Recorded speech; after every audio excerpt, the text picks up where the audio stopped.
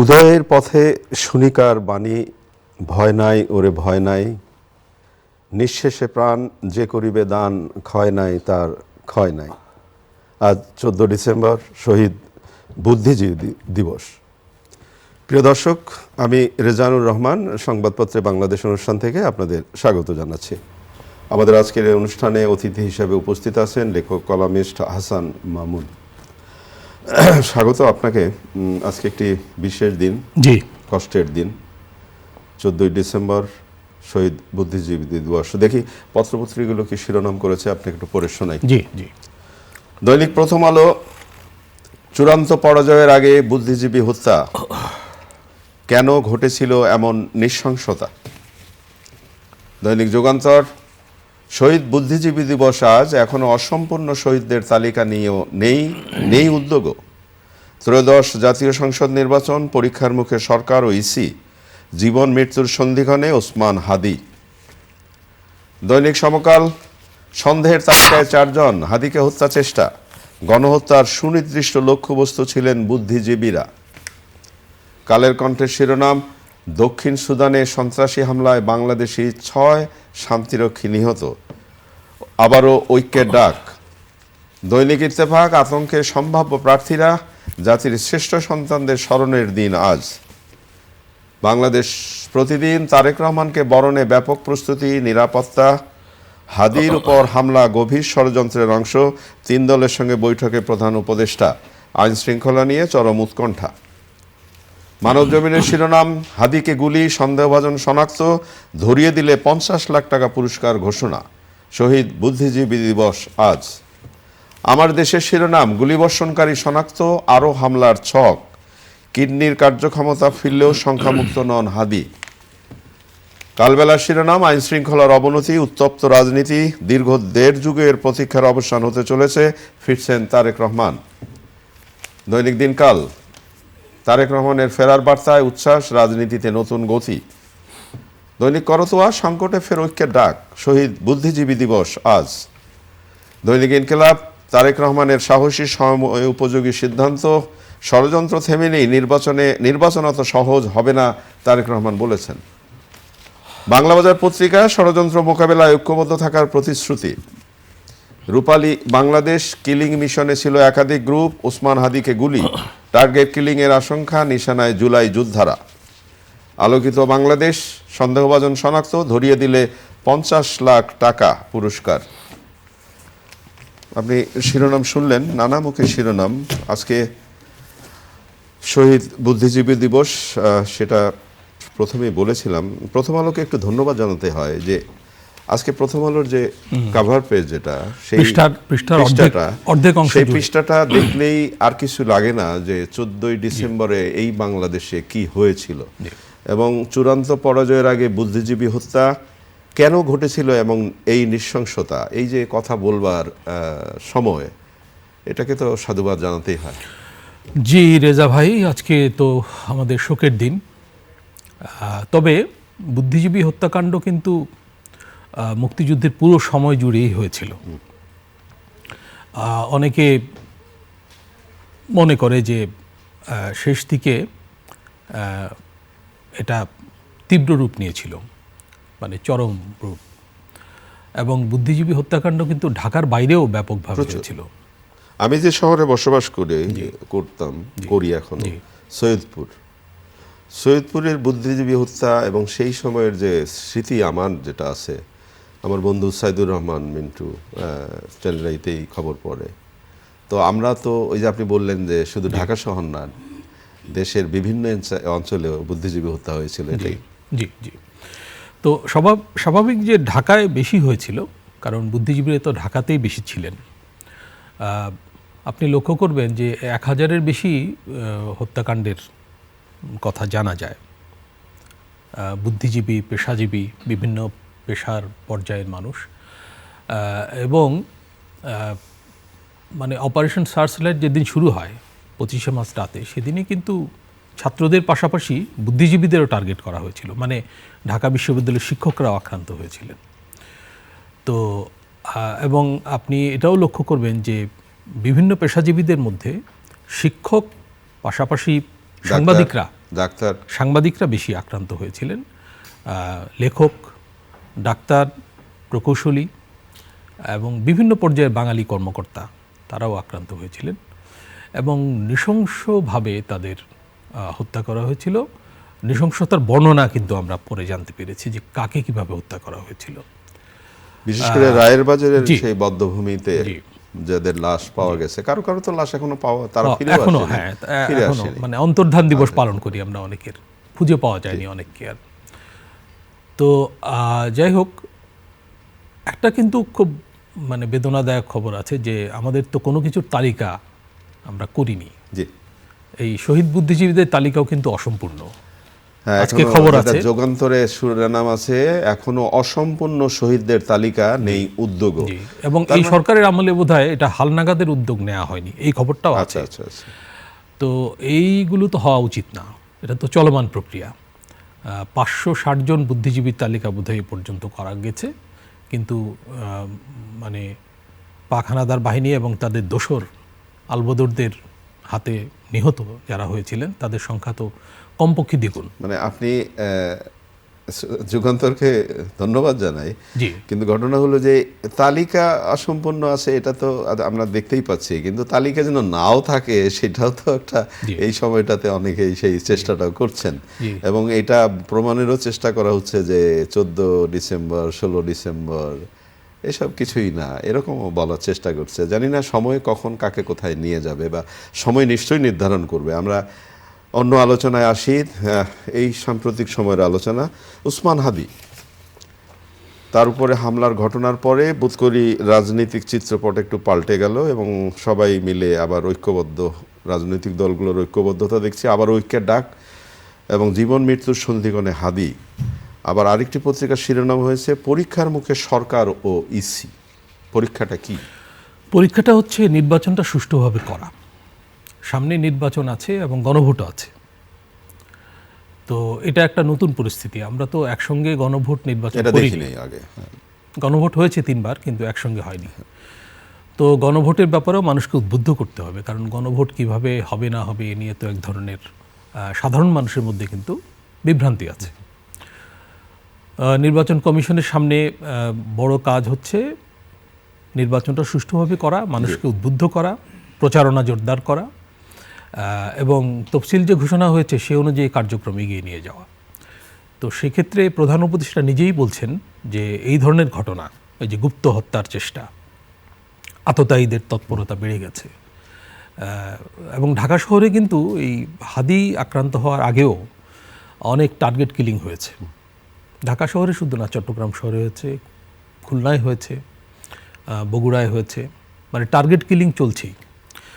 হয়তো এটা এই পর্যায়ে এই প্রথম, মানে জুলাইয়ের মুখ যারা, তাদের মধ্যে জুলাই হাদি যোদ্ধা। হাদি একজন জি। এবং সামনের কাতারটা একজন, মানে 4-5 জনের নাম বললে তার নাম বলতে হয়।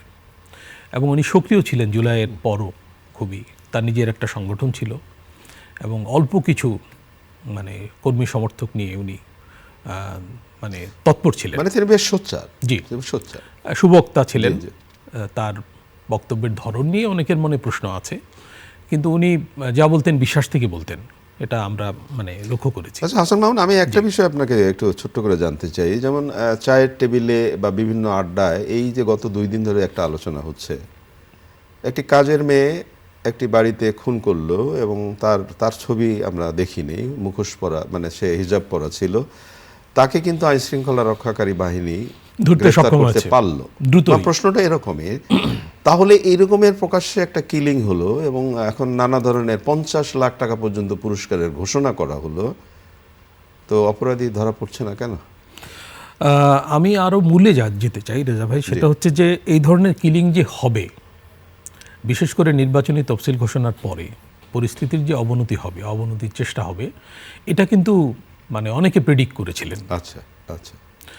এবং আমি তো বলবো যে তারেক রহমান সাহেবের আজকে একটা বক্তব্য আছে যে উনি বলেছেন ভার্চুয়ালি যুক্ত হয়ে একটা সভায়, যে আমি কিন্তু আগেই বলেছিলাম যে মানে ষড়যন্ত্র শেষ হয়নি এবং এটা নতুন রূপ পেতে পারে।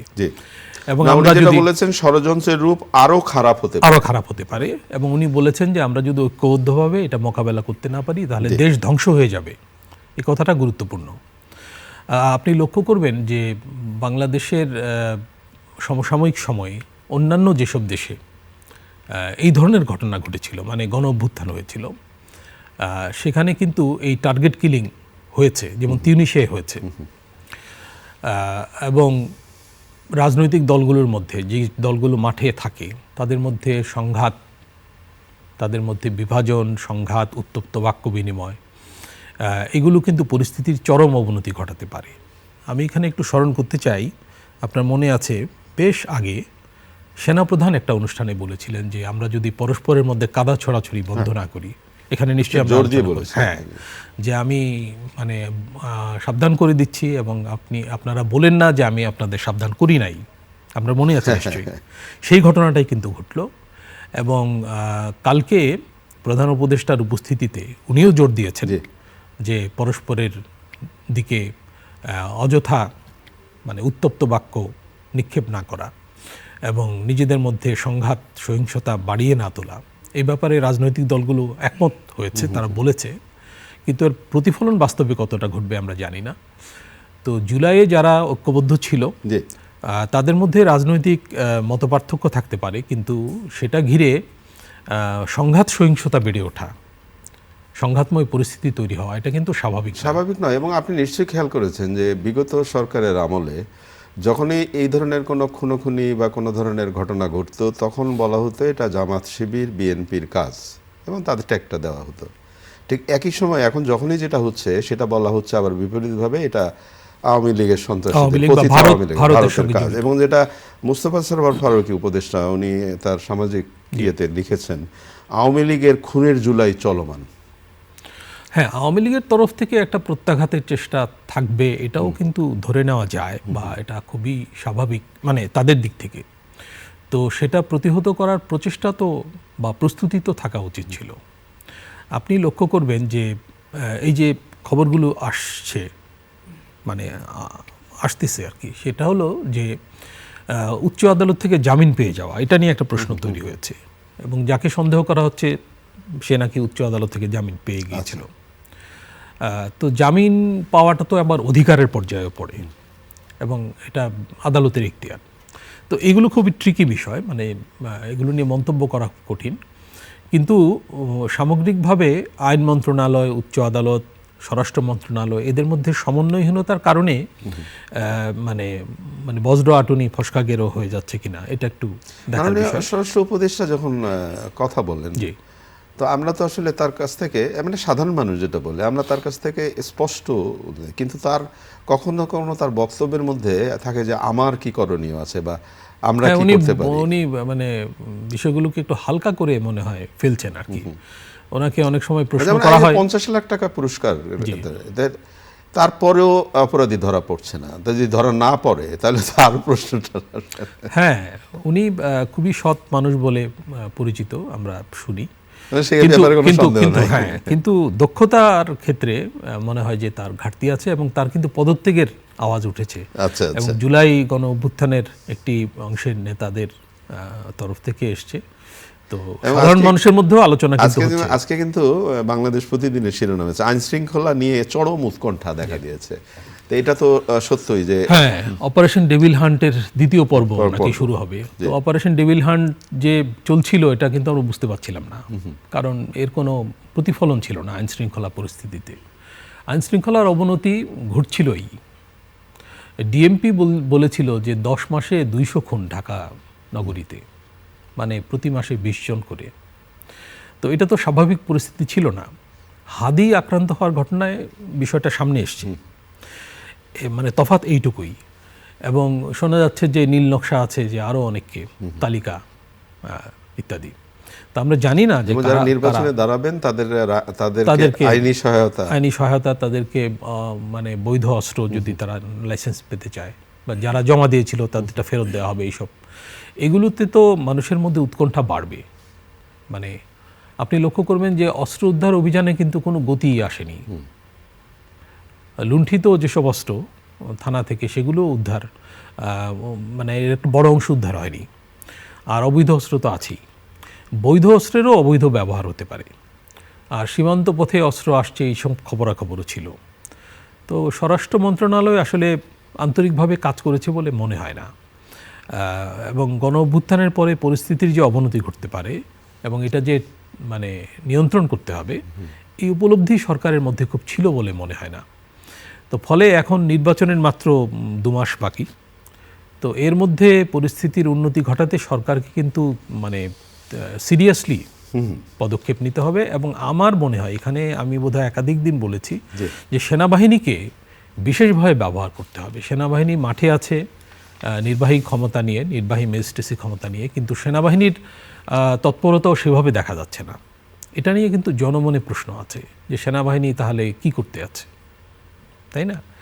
তো সেনাবাহিনীর ভূমিকা তো আমরা ইতিপূর্বে দেখেছি, 1/11-এর পরে পরিস্থিতির দ্রুত উন্নতি হয়েছিল। তো এই সরকারকেও তো সেনাবাহিনী সমর্থন করে যাচ্ছে। এখানে কোনো সমন্বয়হীনতা আছে কিনা, কিংবা দুই পক্ষের মধ্যে গ্যাপ আছে কিনা, এটা একটা প্রশ্ন। সেই প্রশ্নটাও ওই বললাম না, চায়ের আড্ডা, বিভিন্ন আড্ডা, এখন তো মানুষ আড্ডার জায়গায় অনেক অনেক সচেতন অনেক কথা বলেন আর কি। জুলাই যোদ্ধাদের নিরাপত্তায় হতে পারে বিশেষ সেল। হ্যাঁ, জুলাই যোদ্ধাদের যে নিরাপত্তা প্রয়োজন, তারা যে আক্রান্ত হতে পারে, এই আওয়াজটা কিন্তু তোলা হয়েছিল, মানে এই কথাটা বলা হয়েছিল, তাদের তরফ থেকেই বলা হচ্ছিল। এবং হাদি নিজে, আপনি নিশ্চয়ই দেখেছেন, অনেকবারই উনি বলেছেন যে আমাকে যদি মেরে ফেলা হয়, আমাকে যদি গুলি করা হয়, তাহলে আরও হাদি আছে, জন্ম নেবে, এইসব উনি কিন্তু বলেই যাচ্ছিলেন। এবং ওনাকে মানে থ্রেট করা হচ্ছিল, দেশের বাইরে থেকে থ্রেট করা হচ্ছিল, এইসব কথাও আছে। তো এগুলো তো জানা কথাই ছিল।